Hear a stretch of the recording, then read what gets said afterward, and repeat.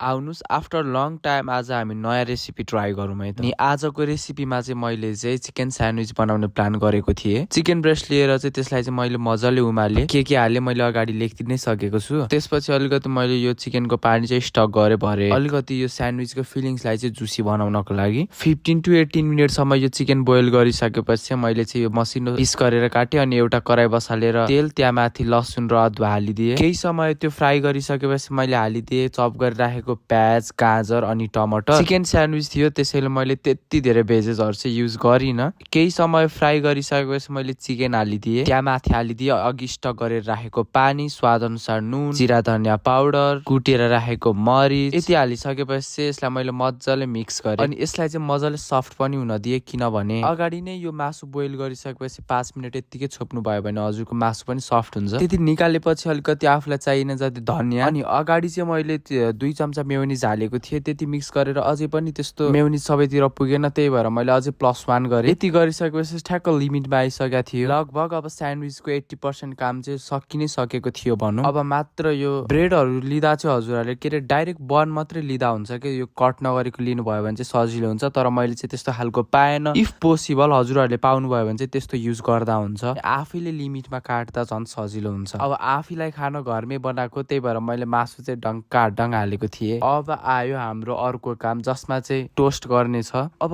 Toast हजुरहरूले गर्दा पनि हुन्छ नगर्दा पनि हुन्छ, तर गर्दा चाहिँ अलिकति एक्स्ट्रा टेस्ट हुन्छ क्या। मतलब टोस्ट गरेन भने अलिकति डिफ्रेन्ट हुन्छ अनि त्यो अगाडि चीजहरू नपकाए यत्तिकै हाल्दा पनि अलिकति डिफ्रेन्टै हुन्छ। त्यो चाहिँ मैले पकाएरै हालेँ किनभने अलिकति टेस्ट चाहिँ एक्सिलेन्टै दिन्छ, त्यही भएर। सो अब टोस्ट गर्ने तरिका त मैले कसैलाई भनिराख्नु पर्दैन नै होला। अनि मैले यति टोस्ट गरिसकेपछि चाहिँ अर्को काम थियो कट गर्ने। अनि मैले कट गर्ने बेलामा चाहिँ के सोचेँ भने यत्रो गरे लास्टमा कटै बिग्रियो भने के गर्ने होला त्यस्तो सोचेको थिएँ। एनिवे मैले चाहिँ ट्रेङ्गुलर सेपमा काटिदिएँ। अब अरू डिफ्रेन्ट सेप पनि हुन्छ तर खानाको लागि चाहिँ यही सेप इज बेटर भन्ने जस्तो लाग्यो मलाई। अब I know there is different foods होइन, तर म यस्तो झमेलामा पर्छु कि म के बनाउने होला, अपकमिङ भिडियोको लागि चाहिँ कुन फुडको रेसिपी हाल्ने होला त्यस्तो लाग्छ कि। यो चोटि मैले स्यान्डविचको हालेँ होइन, चिकन स्यान्डविच यस्तो भएको थियो। यो रेसिपी ट्राई गरेर हजुरहरू पनि बनाउनु होला। अनि म चाहिँ अर्को कुन रेसिपी ट्राई गरौँ त, कुन फुड बनाएर चाहिँ सोसियल मिडियामा हालौँ त, कमेन्ट डाउन बिलो है त।